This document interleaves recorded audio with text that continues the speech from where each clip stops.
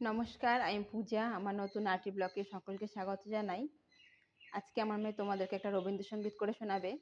গানটি যদি ভালো লাগে তো অবশ্যই চ্যানেলটিকে লাইক ও সাবস্ক্রাইব করে দিবে। নমস্কার।